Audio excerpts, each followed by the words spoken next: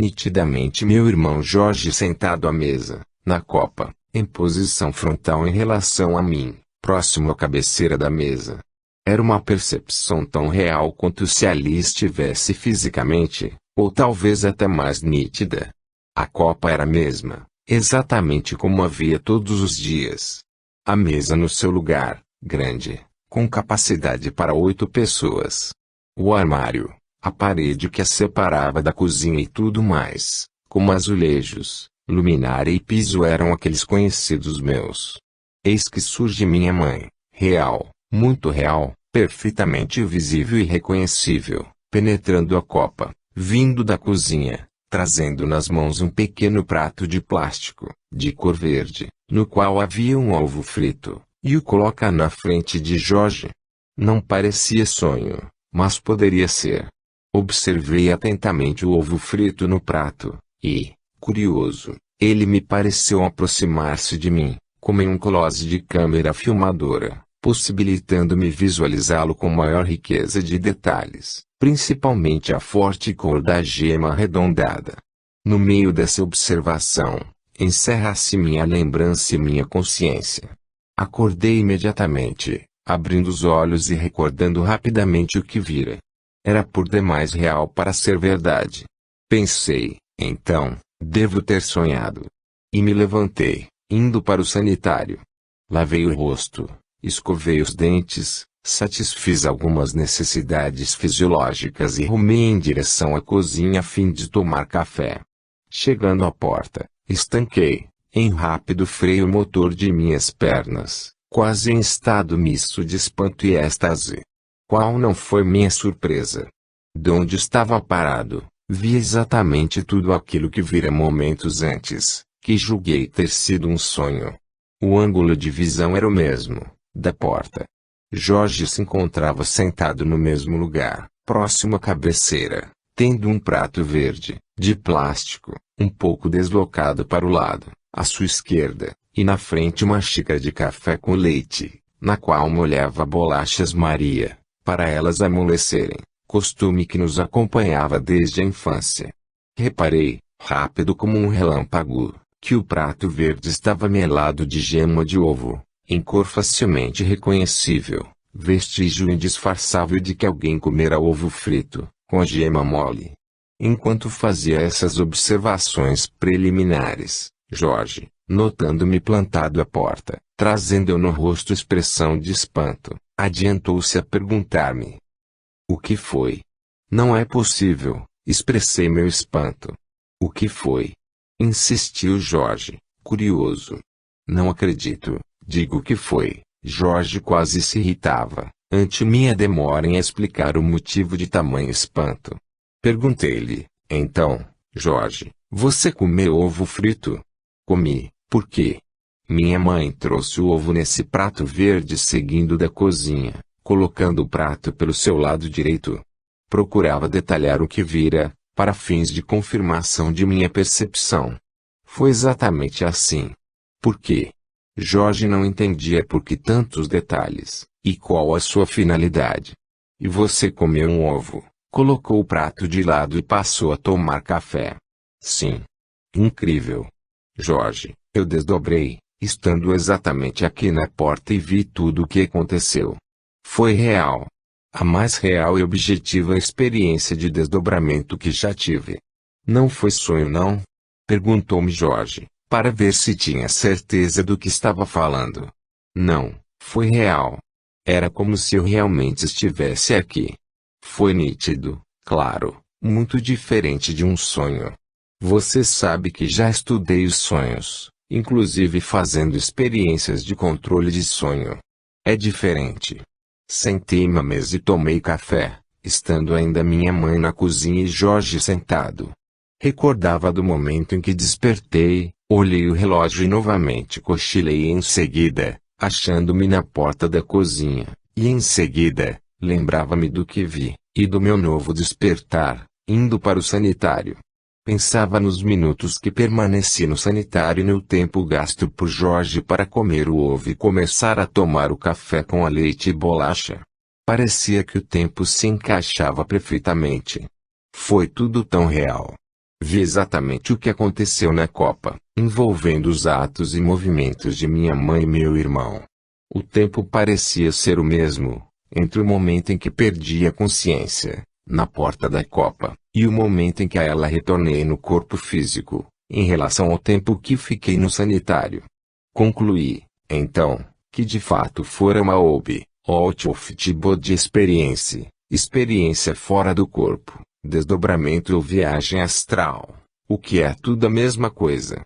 De fato estivera, em meu corpo astral, fluídico ou perispirítico, na porta da cozinha, quando vi o que nela acontecia.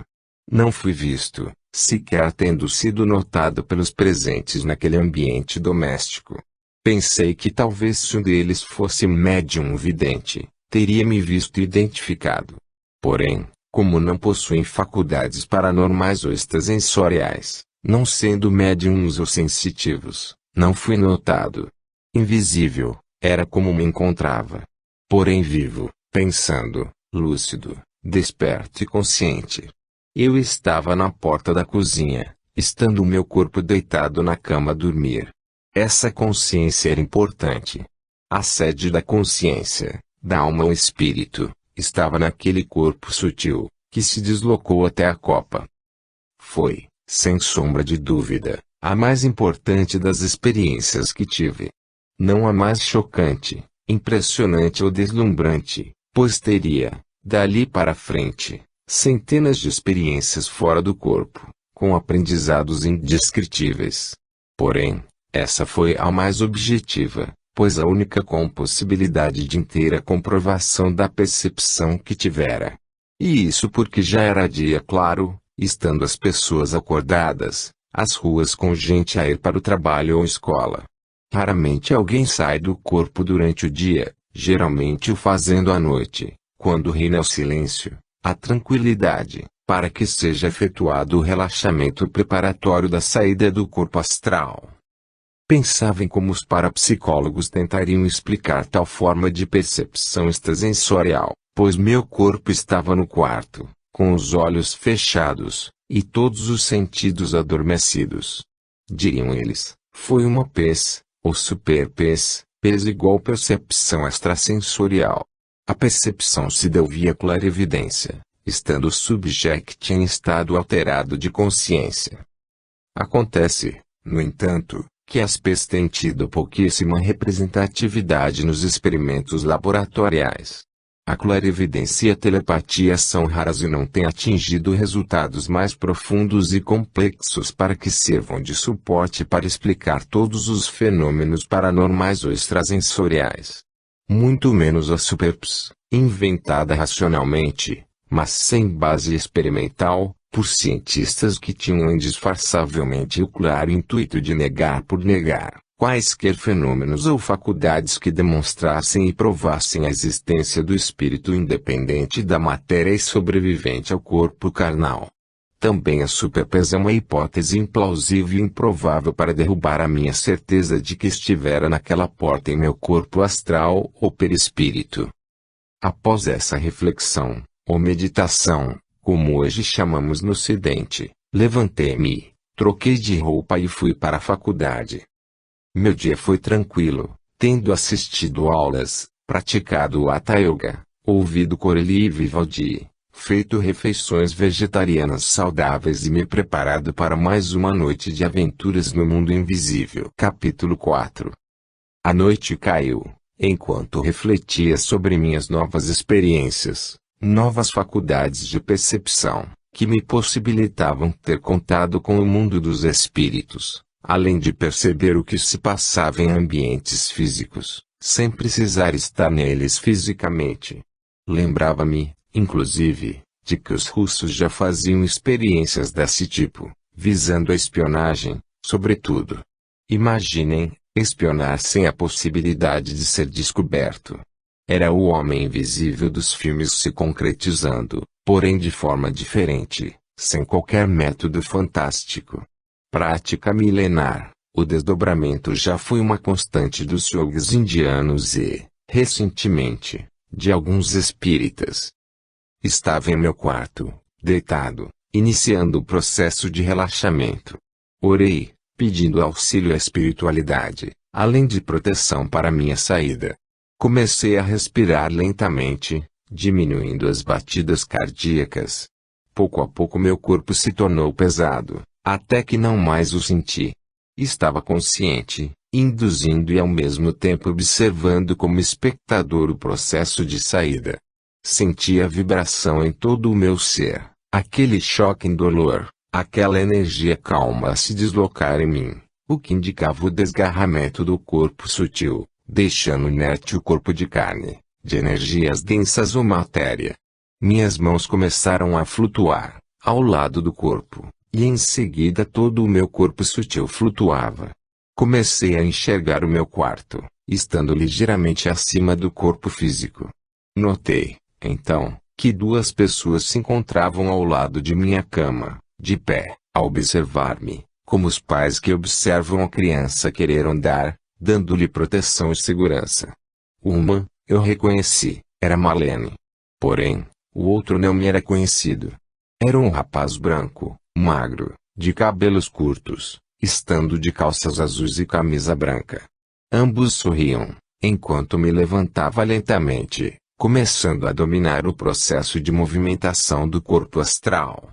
Quando fiquei totalmente de pé, Marlene se expressou contente. Muito bem, você está de parabéns. Vejo que já consegue sair com tranquilidade, e sem solução de continuidade de consciência. Isso é bom, vai dar-lhe oportunidades múltiplas de crescimento e aprendizado. Obrigado. Agradeci o incentivo, muito alegre em vê-la novamente, e ouvir sua doce voz amiga. Este é Rodolfo, de quem lhe falei, que veio hoje para auxiliá-lo em alguns pontos, a pedido do mestre, pois acha ele que você está progredindo rapidamente e o tempo urge. Fico feliz em conhecê-lo, disse, dirigindo-me a Rodolfo. Espero não lhe dar muito trabalho. Não me preocupo com isso. Sei que será bom aluno, mesmo porque apenas repete experiências já vivenciadas em outras vidas, quando eras iniciado na senda, caminho. O mestre mandou-me a fim de recordar-lhe conhecimentos adormecidos em sua mente, bem como mostrar-lhe, na prática, o que aprendeste nos livros já estudados. Houve uma pequena pausa, com ligeira reflexão minha, cortada pelas palavras de Rodolfo.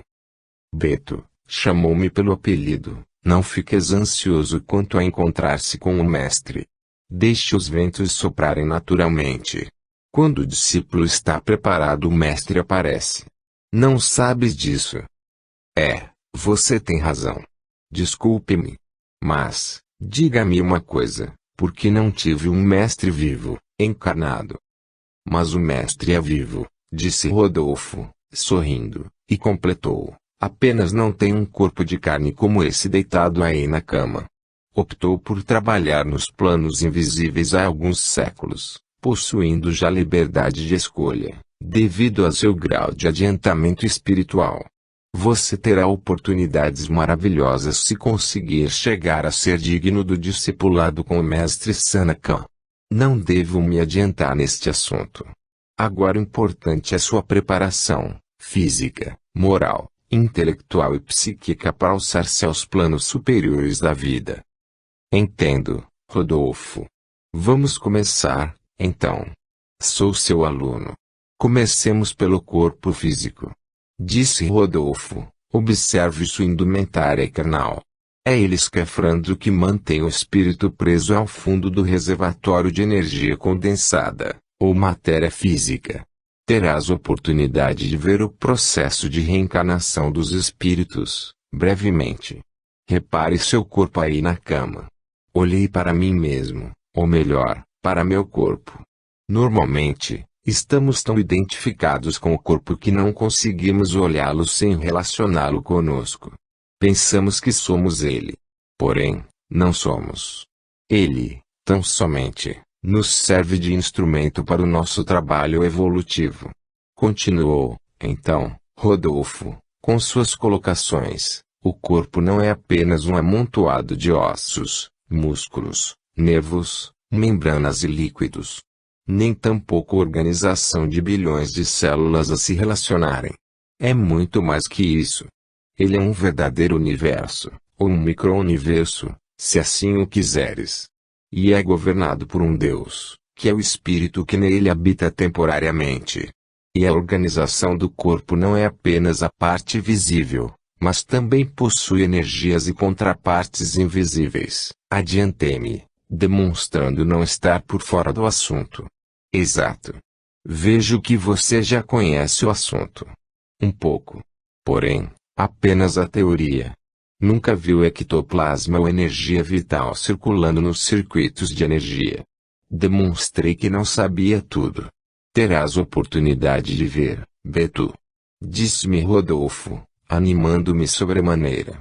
Vou aplicar-lhe energias no centro energético frontal, a fim de hipersensibilizá-lo para que possa vislumbrar o mundo da pequenez das células, disse Rodolfo. Tudo bem, estou preparado, rebati. Rodolfo tocou-me com a mão direita na fronte e permaneceu alguns segundos em atitude de recolhimento interior, parecendo em prece mental.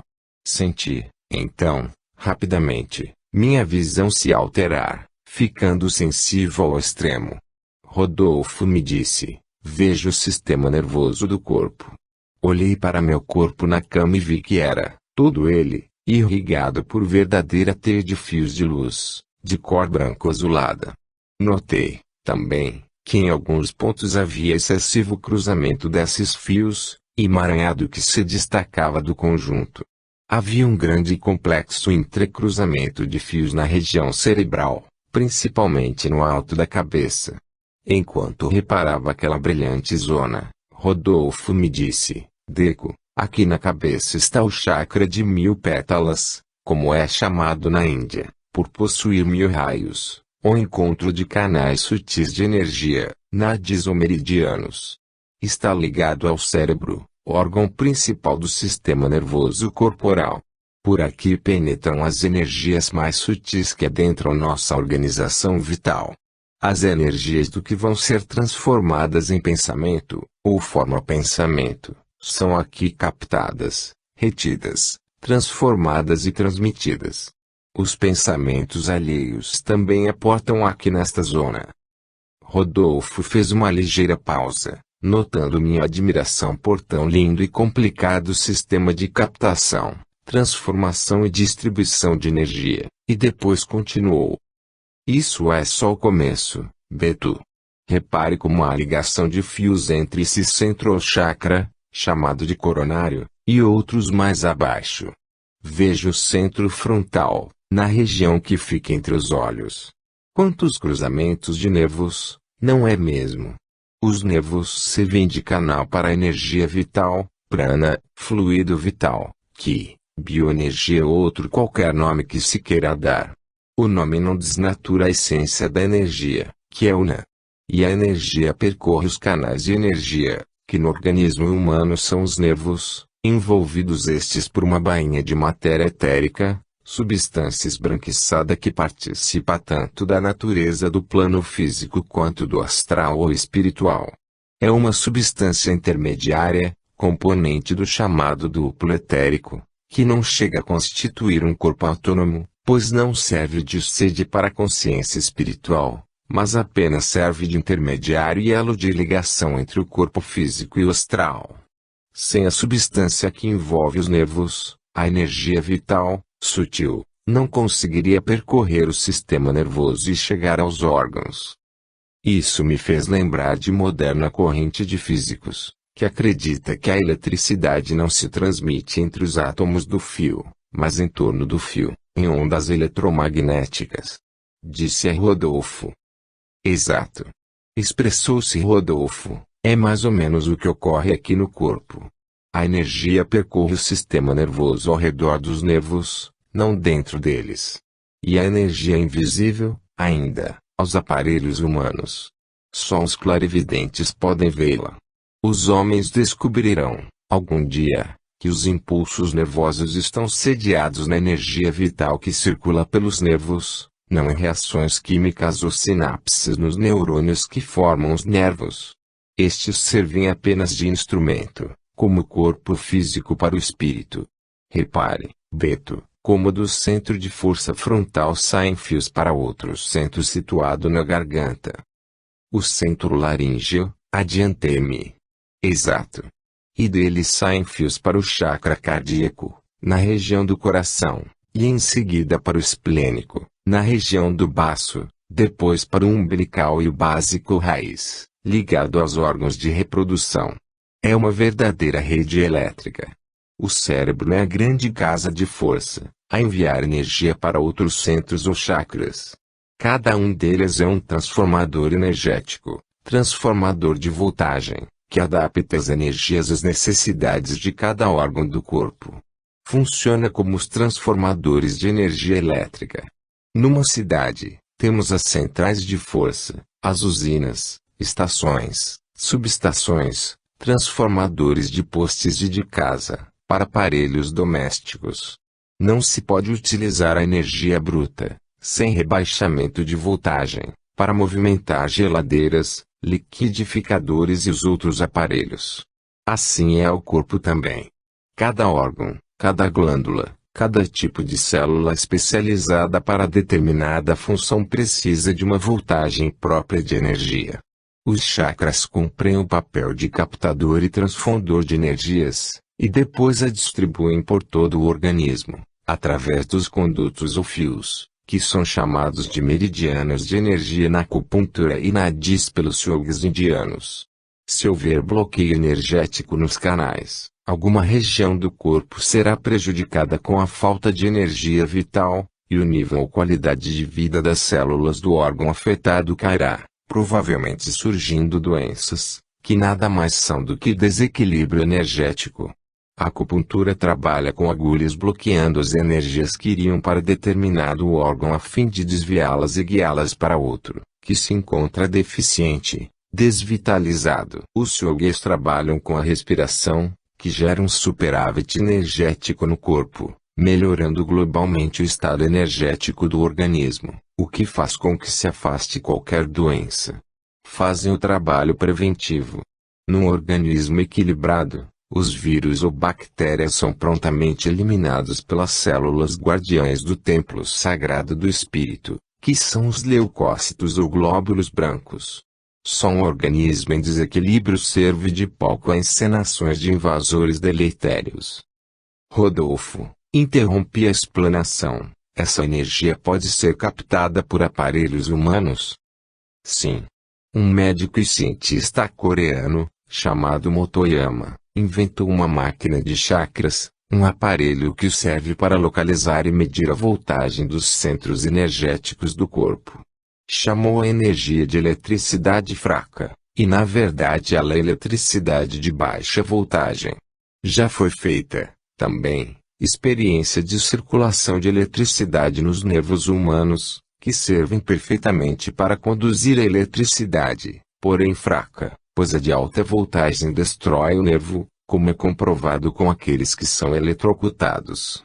E também já se descobre os pontos de acupuntura por meio de aparelhos, e brevemente os computadores auxiliarão esse trabalho. Enquanto Rodolfo fazia ligeira pausa, reparava em como o corpo era iluminado internamente, parecendo uma grande cidade iluminada à noite, como Paris. Fios coloridos por toda parte. Cada condutor levava uma tonalidade de cor diferente. São as expressões das diferentes voltagens energéticas. Explicou Rodolfo. Cada tipo de energia tem sua cor, bem como seu som. Som? Perguntei. Sim. Tudo no universo é movimento e todo movimento produz som, ainda que inaudível para uns. Rodolfo, você consegue ouvir o som da energia vital? Sim. Concentrando meu pensamento e aguçando minha mente, meu corpo mental, posso perceber os diferentes sons que acompanham cada cor. Incrível, parece ficção. Nada ouço. É porque você ainda não apurou os ouvidos espirituais, na verdade seu corpo mental, que não está afinado o suficiente. Em breve tempo, se trabalhar como tem feito, ativará seus centros energéticos do corpo mental, e então será um novo ser. mas deixemos esse assunto para o futuro. Por enquanto é o que precisa saber sobre o corpo energético composto dos nervos e chakras. Futuramente verás outras coisas. Vamos reduzir sua visão para que retorne ao normal. Tocou-me, então, Rodolfo, na região frontal, concentrou-se e senti que não mais podia ver aqueles fios brilhantes a percorrerem meu corpo, limitado que estava novamente em minha capacidade visual. Reparei que Marlene adentrava o quarto. Lembrei-me que não a vi sair, tão concentrado estive nas explicações de Rodolfo, além do belo visual da energia a percorrer os nervos do corpo. Pensei em como a medicina seria diferente se os médicos pudessem ver aquele quadro energético humano. Que potencial possuímos, e dele sequer suspeitamos. Meditava quando, de repente, Marlene me interrompeu, dizendo: Beto, vamos até a cidade do Rio de Janeiro. A frase soou como o impacto de um raio em minha mente. Ao Rio? Perguntei. Sim. Dessa vez, falou Rodolfo, sua avó precisa de ajuda e aproveitaremos para algumas lições no percurso e lá em sua casa. Tudo bem, disse, e completei, mas como iremos? Voando, disse Rodolfo, sorrindo. Você tem medo de altura? Não. Respondi, aliás, já sonhei muito que voava nas alturas. Já pilotei um pequeno avião de treino de pilotos, auxiliado pelo piloto, na Academia da Força Aérea, em 1974, quando tinha 15 anos. Estava a passeio, com um grupo de estudantes do colégio militar. Acredito que, como não tive medo de altura, em pequeno avião de cabine de vidro, não terei medo de voar solto. Porém, não terá suporte algum. Adiantou Rodolfo, se sentir medo da altura e pensar que vai cair, sem dúvida cairá, pois o pensamento é a mola do movimento neste plano de vida. Tudo bem, vamos ver o que acontece. Mal acabei de pronunciar as últimas palavras e Rodolfo, acompanhado por Marlene, já se adiantava pelo corredor, em direção ao quarto de Mário e Fernando, que era o último no fim do corredor, à direita. Segui meus instrutores, ávido de experiências e aventuras. Quando cheguei ao quarto, notei que a janela estava aberta, dando para ver o céu azul escuro, por causa da noite, salpicado de estrelas brilhantes. Notei que Mário e Fernando dormiam. Tudo estava calmo no ambiente. Rodolfo olhou-me e disse: Pronto para partir? Sim, estou pronto. Respondi. E voou pela janela, rumo ao céu estrelado, como se fosse um pássaro livre. Marlene foi atrás, parecendo um foguete deixando a plataforma de lançamento. Não poderia ficar para trás, então parti rumo às estrelas. Rapidamente estava no alto, acima da cidade de Salvador, sentindo a presença de Rodolfo e Marlene a meu lado, o que me tranquilizava. Que sensação agradável e mágica! Não há nada igual, nem voar de asa delta, paraquedas ou qualquer tipo de avião. É estar solto no ar, flutuando em alta velocidade, sem amparo, sem motor, asa ou hélice. Pensei em ir mais rápido e imediatamente senti que abaixo de mim a paisagem mudava com intervalo de tempo menor. E os dois amigos me acompanhavam. Deixamos o continente, seguindo por cima do mar. Foi o itinerário escolhido por Rodolfo, eu apenas o seguia. Não via propriamente a água do mar, mas a sentia, mentalmente, sabendo que estava acima dela. Estava muito escuro. Apesar da velocidade, não sentia atrito de vento ou qualquer obstáculo. O voo era livre. Pensei em ir mais rápido e tive a sensação de grande velocidade, acompanhado da percepção de que o mar passava abaixo de mim rapidamente. Queria ir cada vez mais rápido. Logo vi uma ilha à minha frente, desviando, contornando-a pelo alto, para não atravessá-la. Subi e logo desci. E então, para meu deleite, descortinou-se um quadro belíssimo diante de meus olhos. Visualizei a praia do Flamengo, o aterro visto da Baía de Guanabara. Vinha voando da baía para a praia, vendo a cidade iluminada. Paramos na areia da praia deserta, pois era madrugada. E então aproveitei para fazer algumas perguntas a Rodolfo, pois o tempo de percurso fora tão curto que não tivera oportunidade de questionar meu instrutor temporário. Rodolfo, disse, quanto tempo levamos para vir de Salvador até aqui? Apenas alguns segundos. Nem um minuto foi preciso. E poderíamos levar menos tempo. Fiquei abismado diante de tão curto tempo. E perguntei, poderíamos voar sem ver a paisagem local? Sim. Se você voar em altíssima velocidade, não dá para perceber o que passa a seu lado e tem, assim, a sensação de que não saiu do lugar, mas este é que se transformou. É como se você fechasse os olhos antes de partir em uma viagem de foguete e os abrisse na chegada. A paisagem é que muda. Porém, se a velocidade não é tão grande, percebemos o percurso, que passa por nós ligeiramente. Com o tempo você aprenderá a controlar mentalmente a relação velocidade-espaço-tempo. Rodolfo, você já deu a volta ao mundo? Sim, algumas vezes, no início de meus estudos, por curiosidade, respondeu a minha pergunta. E quanto tempo gastou? Cerca de 1 minuto e meio. Porém isso é no corpo astral. No mental o tempo é menor, pois o movimento é mais rápido. É só pensar e você estará onde quiser. A velocidade é tão grande que não temos medida para ela.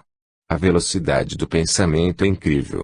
Marlene apressou-nos, dizendo, deixemos esses assuntos para mais tarde. Adiantemo-nos, pois a avó de Beto não passa muito bem. Vamos até lá. Beto, concentre-se em sua avó. Pois não, respondi, não é difícil tarefa. Enquanto pensava, absorto, esquecendo-me da praia, reparei que a paisagem mudava, e logo transformou-se no quarto de minha querida vovó, que tanto conhecia, pois havia morado durante 7 meses com ela no ano anterior, 1977, quando começaram os fenômenos transcendentais já anteriormente relatados. Não vi a minha querida avó há pouco mais de um ano, quando voltara para Salvador, para a casa de meus pais. Não havia mudado nada, no entanto. Suas feições eram as mesmas, seu corpo também, porém estava um pouco abatida. Estava amarela, pálida. Estirada em sua cama, inspirou-me compaixão e tive vontade de afagar-lhe os cabelos. Aproximei-me dela sob o olhar de Marlene e Rodolfo, e toquei-lhe a cabeça, no alto. Percebi que sua respiração ficou mais rápida. Voltei-me para Rodolfo e perguntei-lhe, o que tem ela? Está com problemas no fígado, além de dificuldades de circulação de energia, devido à digestão, em demasia, de alimentos gordurosos, de origem animal, além de café e refrigerantes. A digestão das gorduras animais desgasta em demasia o fígado, diminuindo-lhe a capacidade de produzir bilis, nos momentos em que o corpo precisa dessa substância. Além disso, a gordura é nociva ao organismo humano, não apenas ao corpo físico, mas também ao energético, pois elas entupem, bloqueiam os canais de circulação de energia, impedindo que elas fluam naturalmente e irriguem os órgãos do corpo. Sua avó está com o fígado cansado, o que lhe causou essa cor pálida. E também está com falta de energia, por entupimento dos canais. E há alguma coisa que possa ser feita por ela? Perguntei. Sim. Pode mudar sua dieta alimentar, reduzindo as gorduras animais ao mínimo e evitando refrigerante e café. Os produtos químicos intoxicam, envenenam o organismo, impedindo o trabalho mais perfeito das células. Estas, envenenadas, têm que eliminar as toxinas deletérias e prejudiciais à sua vida normal, canalizando forças para tal empreendimento, descuidando, consequentemente, das tarefas que lhe competem. E nós, podemos fazer algo? Perguntei, ansioso por ajudar minha avó. Sim, Beto, podemos limpar os canais de energia e injetar energia saudável em sua constituição energética, dando novas forças para que o próprio organismo se desintoxique e se cure. Ótimo, fico feliz. Expressei minha satisfação. Rodolfo e Marlene aproximaram-se mais da cama, e levaram as mãos acima do corpo de vovó e me convidaram a elevar o pensamento a Deus, a fim de atrairmos melhores energias para a paciente. Notei que uma luz branca surgia através do teto do quarto, sem que pudesse ver de onde emanava.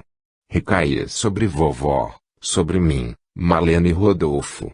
Este impôs suas mãos sobre a paciente, em um movimento que acompanhava os canais de energia, da cabeça aos pés. De suas mãos saía uma luz branca que chegava à minha avó como raios. Pude perceber alguns pontos mais escuros, na organização energética de minha avó, que eram verdadeiros nós de energia bloqueada. Ao observar isso, ouvi Rodolfo falar. Estes nódulos são bloqueios causados principalmente pelas gorduras, porque estas se fazem acompanhar de energia terrena condensada demais. O organismo precisa de gordura, porém em pequena quantidade. O excesso prejudica o corpo e entope os canais energéticos.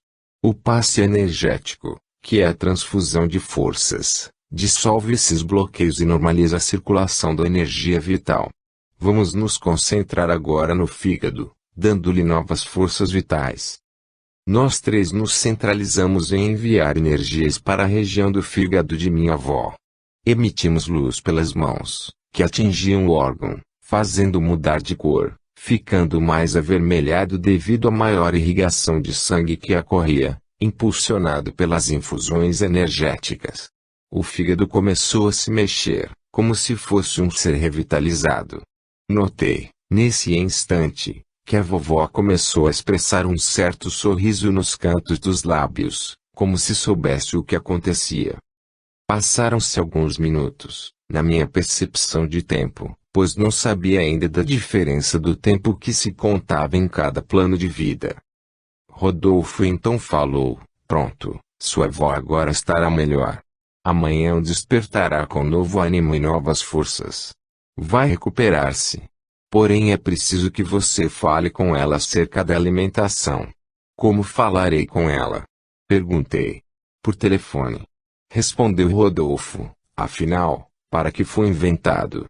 Se você conversasse com ela enquanto dorme, estando fora do corpo, provavelmente ela não se recordaria, ou no máximo se lembraria de fragmentos do diálogo tido. Ela não tem a ponte construída. Que ponte? Perguntei, curioso. A ponte que une o corpo astral ao físico.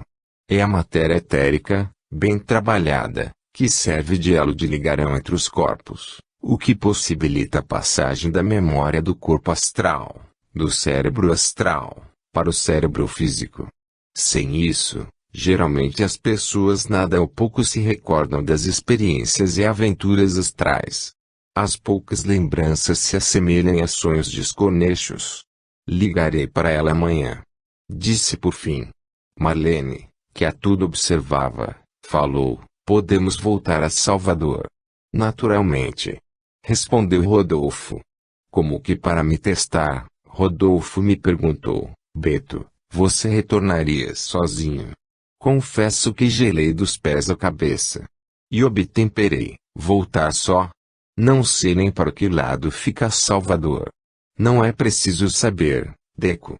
Disse Rodolfo sorrindo e completou: basta você se concentrar firmemente em seu quarto, em seu corpo e, imediatamente, voará com a velocidade de um relâmpago para casa. Mas, e os perigos do caminho? Perguntei inseguro. Em alta velocidade, por cima do mar, nenhum ser o molestará, sequer o notará. Serás como uma bala a cruzar os céus, sem ser notada pelos urubus. Não tenha medo. Não sei, não.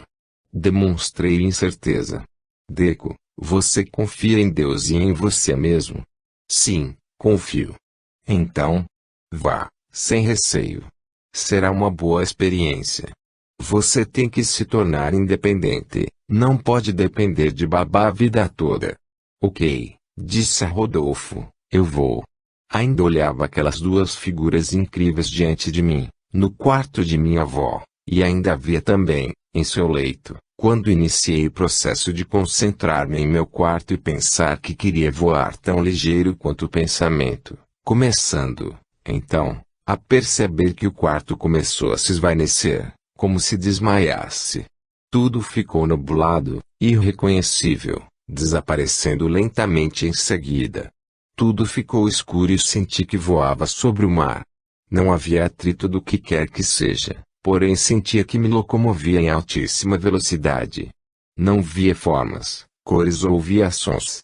Era só meu pensamento constante mais rápido, mais rápido. De repente, sem que tivesse se passado muito tempo, senti que me encontrava em meu reduto, em meu quarto, que aos poucos se tornou tal qual o conhecia, após momentos de imperfeição visual. Incrível experiência, pensei. Olhei para meu corpo que jazia imóvel, como um boneco sem pilha, pois é nesta que se encontra a energia que dá vida e movimento ao boneco. Assim era meu veículo físico. Sem mim, espírito, ser inteligente, envolto em energias variadas, ele nada era, sequer podendo levantar-se da cama. Se eu não voltasse, ele morreria. Porém isso não acontece, pois ele nos puxa, pelo cordão de prata, com a força de um ímã, quando está precisando de energia. Pensava sobre isso quando senti-me atraído, de forma irresistível, para a organização psicossomática. Não lutei contra aquele impulso natural e instintivo. Entreguei-me. Deitei na cama como fazia antes de dormir e acordei por volta das 6 da manhã. Recordei com calma de toda a experiência vivida, lembrando da viagem de ida, de minha avó e da volta. Fixei tudo em minha mente, para que nunca mais fosse esquecida aquela vivência fora do corpo. Havia sido minha primeira viagem consciente fora do corpo, entre duas cidades de estados diferentes e distantes. Percorrer quase 2.000 quilômetros em alguns segundos era uma possibilidade que me extasiava e me fazia sonhar. Poderia ir a outros países que tanto desejava conhecer, principalmente a Índia, que tanto me atraía. Levantei-me, porém após agradecer ao Criador as oportunidades que estava tendo, além de agradecer ao Mestre que tanto ansiava conhecer. Pensei firmemente nele, apesar de não conhecê-lo fisicamente, ou melhor, sua aparência, pois não possuía corpo físico. Elevei ao máximo minhas vibrações e disse, mentalmente, Mestre, um dia serei digno de ti. Vou preparar-me para ser teu discípulo, ainda que leve anos. Obrigado por enviar-me instrutores tão bons e afáveis. Não merecia nada disso. Obrigado e até um dia. No instante em que terminava minha comunicação mental, percebi claramente uma figura em minha tela mental. Era como se fosse projetado um filme em minha mente. Pude ver um homem de meia idade, praticamente careca, ou de cabeça raspada, não podendo distinguir ao certo, tendo uma barba ralha de fios quase retos, no estilo chinês, a descer-lhe da região superior aos lábios e do queixo. Parecia usar uma indumentária de monge budista, porém não vi cores. Era, com certeza, um chinês, e estava sorrindo. Antes que a imagem se dissipasse, ainda pude perceber, por via intuitiva, tratar-se do mestre que começava a me ligar de forma indissolúvel. E pensei, ou falei, mentalmente. Mestre, mestre, não podia dizer mais nada, tal a felicidade e o contentamento que tomava conta de mim, dominava-me e fazia as lágrimas escorrerem em abundância dos meus olhos. Ouvi, então, uma voz viril, mais ou menos grossa, porém calma e suave a falar-me, dentro de meu cérebro. Meu filho, breve nos encontraremos novamente. Prepare-se. Sua hora é chegada. Já perdeu tempo demais. Prepare-se. Ore, trabalhe e medite. Até breve. Quanta alegria se instalou em meu ser. A imagem sumiu e também aquela voz angelical, permanecendo só as lágrimas de felicidade. Há muito não chorava tão copiosamente de alegria. Então aquela era a forma assumida pelo mestre atualmente. Teria ele vivido ultimamente na China? Não sei. Sanakhan não me parecia nome chinês, mas hindu. Que me importava, havia visto o mestre. Teria ele irradiado sua forma até mim, uma forma pensamento inoculada em minha mente, para que o conhecesse. Também não sei. Após conjecturas, levantei feliz, lavei o rosto, tomei meu tradicional desejo de frutas, pão integral e mel e saí para a rua. Era sábado e não havia aula na faculdade. Fui até a praia a fim de meditar e respirar um ar mais puro, sobre umas pedras à beira-mar. Pensava nas pessoas, nos sofrimentos causados pela ignorância e, principalmente, na ilusão que todos têm de que são corpo de carne e nada mais. A limitação da visão da vida medeando entre o berço e o túmulo era cruel, pois não dá uma dimensão correta da imortalidade da alma às pessoas. Angústia, medo da morte, egoísmo, apego ao corpo e aos bens materiais, que de um modo geral acompanham as pessoas que acreditam ser o corpo. Pensava em ajudar as pessoas, esclarecendo-as que sobre as verdades espirituais, porém não sabia como. Pensava em pregar ao mundo, mas era tão tímido. Percebi, na pedra onde me encontrava, pequenos caranguejos a degustar algas marinhas incrustadas nas pedras. Senti respeito por suas vidas, senti dos meus irmãos, pois têm a mesma origem de criação e percurso de evolução. Quem sabe se teria sido também um minúsculo crustáceo na Terra, há milhões de anos. Todos os seres vivos são inteligentes e estão em evolução, não se justificando sua morte para satisfação de nossos apetites gustativos. Sentia-me irmanado com todos os seres. Olhava uma gaivota voando e mergulhando nas águas agitadas, em busca de peixe para alimentá-la e tentava sentir-me dentro dela.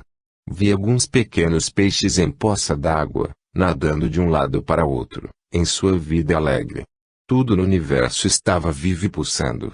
Cada ser, em seu nível evolutivo, cumpria seu papel no grande esquema da vida. Não há superiores ou inferiores, mas apenas novos e velhos seres, uns mais experientes e outros menos. Porém tudo é ordem no cosmos e todos os seres aprendem e crescem. Nós, humanos, mal começamos a escalada da evolução, sendo calouros no planeta Terra. Os dinossauros viveram cerca de 165 milhões de anos e desapareceram.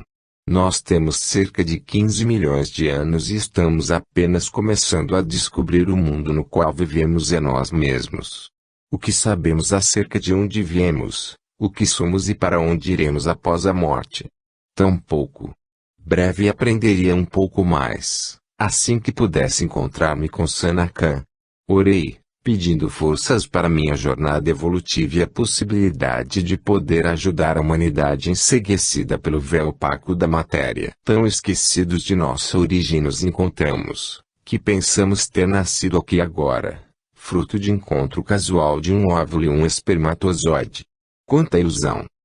Após cerca de 3 horas de meditação sobre as questões que afligem a toda a humanidade, retornei para casa, onde almocei. Após isso, li durante toda a tarde um livro escrito por um yogi indiano, sobre filosofia oriental. O clima mental era dos mais favoráveis possíveis.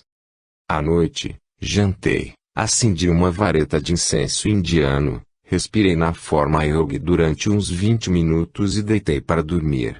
Pedi assistência, invocando meus amigos de outra dimensão existencial e iniciei o processo de relaxamento. Senti que estava mais solto, mais energizado do que das outras vezes em que saí do corpo. Meus pensamentos estavam mais puros, filosóficos, sentindo pureza interior, bondade e amor por toda a humanidade. Encontrava-me verdadeiramente exaltado, em estado de êxtase interior, de alegria, de reconforto. Deixei, assim, nesse estado, o corpo, pairando como uma pluma acima do meu veículo e instrumento de trabalho na dimensão material. Capítulo 5. Como a vida nos prega peças. Como o mundo dá voltas. Garoto, brincava inocentemente de gude, pipa-arraia e pique-esconde, bola e outros brinquedos. Gostava de brincar de guerra e desejava ser militar, do que só desisti aos 17 anos, quando passei a me interessar por teologia, espiritualismo, OVNI, antropologia, espaço e outros assuntos, como parapsicologia e viagem astral. Nessa época, ainda sonhava em viajar pelos mares em um veleiro cheio de mulheres bonitas e mergulhar nas profundezas dos oceanos. Já havia mergulhado na praia, não muito distante, o que comecei a fazer aos 15 anos. Ainda com essa idade, comecei a embriagar-me quase todo final de semana. Começar a fumar com 11 anos. Quantas farras, paixões, dissabores e aventuras! E agora estava começando vida nova, descobrindo um mundo novo, repleto de potencialidades e surpresas. Um mundo quase desconhecido que poucos ousariam explorar devido ao preconceito religioso que o batizou de mundo dos mortos. Porém, quantos vivos perambulam por esse mundo vivo e voltam à consciência trazendo experiências e recordações inimagináveis e que raramente são contadas. Quando contadas, são tidas por ficção. E às vezes é melhor que o seja, até que as pessoas se conscientizem e se preparem para encarar a realidade da vida espiritual. A imortalidade da alma, objeto de anos de diálogos e reflexões de inúmeros filósofos de todas as épocas, quando provada e aceita, transformará radicalmente os conceitos de vida e morte, além de estender a visão humana além da sepultura, pelos planos da vida ainda encobertos como véu do mistério. Deitado no ar, a flutuar acima de minha cama, desejei ficar de pé, o que de pronto aconteceu, obedecendo meu corpo energético ao comando de minha mente lúcida. Percebi, então, que não havia ninguém em meu quarto. Olhei pela janela e vi o céu escuro, apenas pontilhado de estrelas reluzentes. Pensei na imensidão do universo, no infinito, nos mundos que poderiam ser habitados, nas viagens espaciais, na pequenez da Terra e do homem perante tudo isso. Pensei em Deus, a causa do universo. Encontrava-me absorto no mundo das ideias quando percebi alguém se aproximar pela porta. Rapidamente virei-me e reconheci Rodolfo, o que me fez contente. Olá, Beto, como vai de pensamento? Bem. Estava pensando na imensidão do universo. Respondi. Parece que sua aura está mais brilhante hoje. O que andou fazendo? Apenas meditando. Respondi.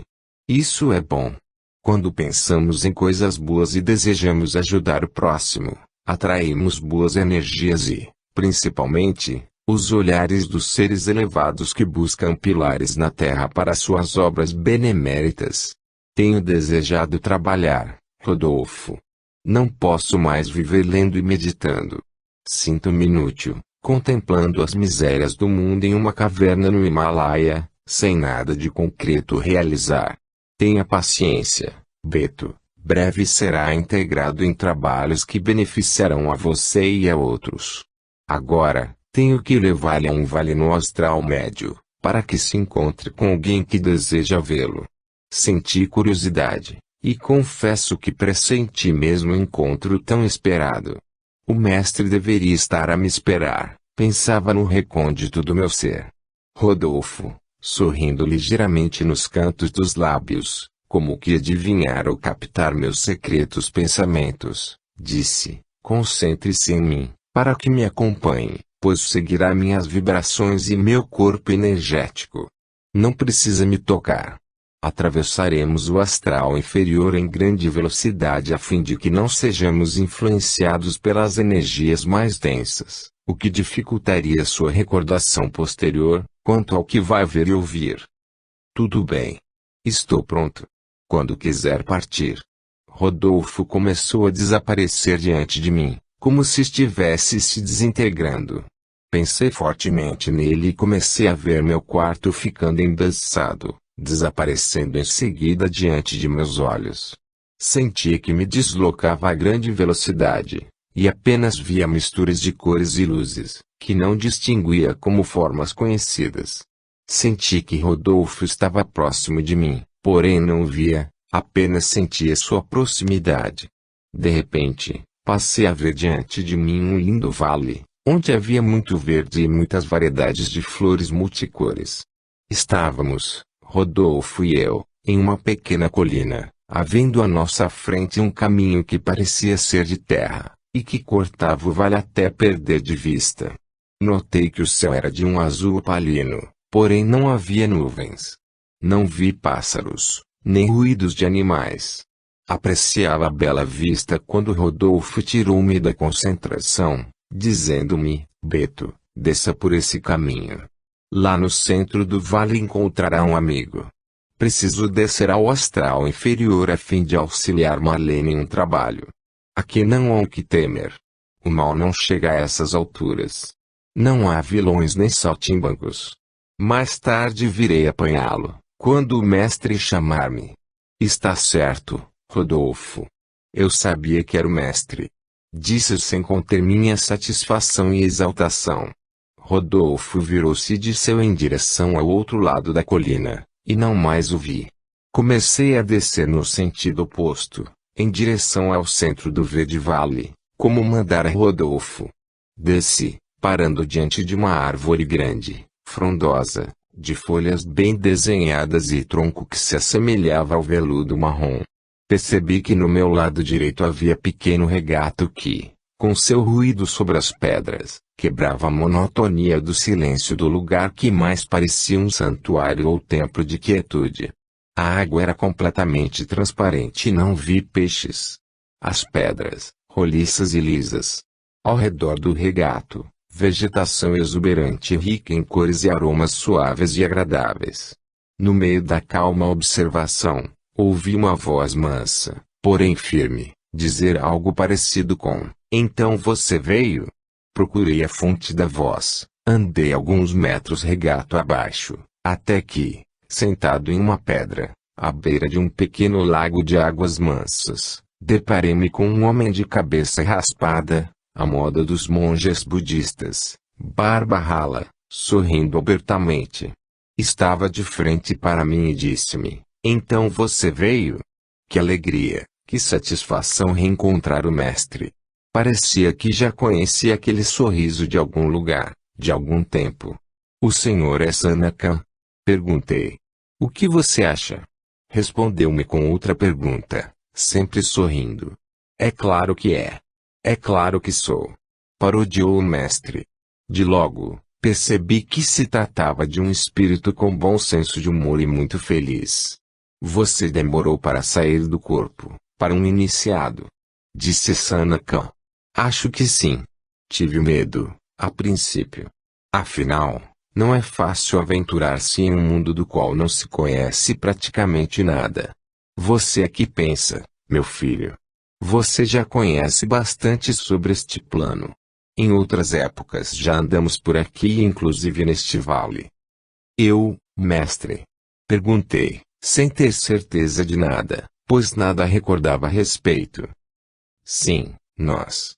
Respondeu Sanaka e completou: quando vivemos na Índia, como yogis, e na China, no templo budista, praticávamos constantemente a saída astral, viajando pelos planos superiores e inferiores, trabalhando e aprendendo. Não me recordo, mestre. Porém recordará. Quer ver? Como? Perguntei.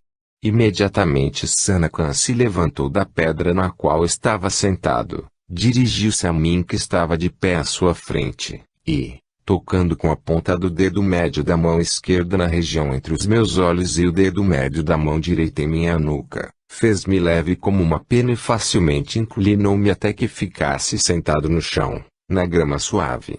Sem que pudesse raciocinar direito sobre o que estava acontecendo, percebi formar diante de mim uma tela como as de cinema, e, imediatamente, vi um filme, ou parecia um filme, em que havia um grupo de homens de roupa branca sentados em círculo, em postura de lótus, com os olhos fechados, parecendo em meditação yogi.